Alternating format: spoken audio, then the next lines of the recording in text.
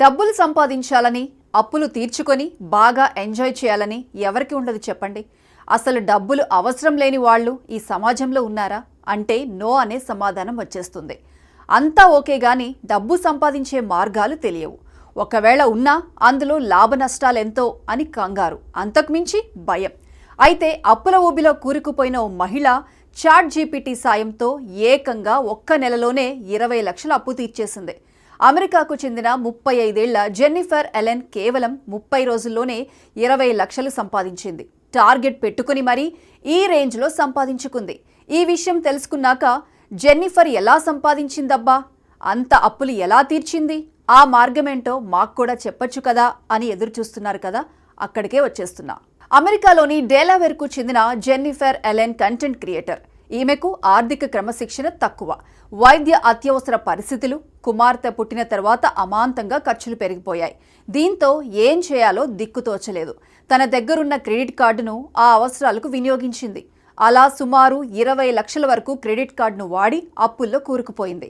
ఈ అప్పులు తీర్చడం ఎలాగో తెలియలేదు.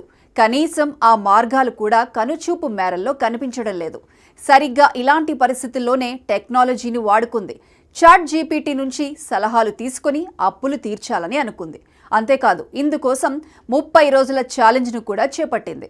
తనకు నెలకు వచ్చే ఆదాయం, ఖర్చులు, ఆస్తులు, అప్పులు అన్నీ చాట్ జీపీటీకి వివరంగా చెప్పింది. వాటన్నిటినీ నిశితంగా పరిశీలించిన చాట్ జీపీటీ డబ్బు ఆదా చేయడానికి 30 రోజుల ప్రణాళికను డిజైన్ చేసి ఇచ్చింది.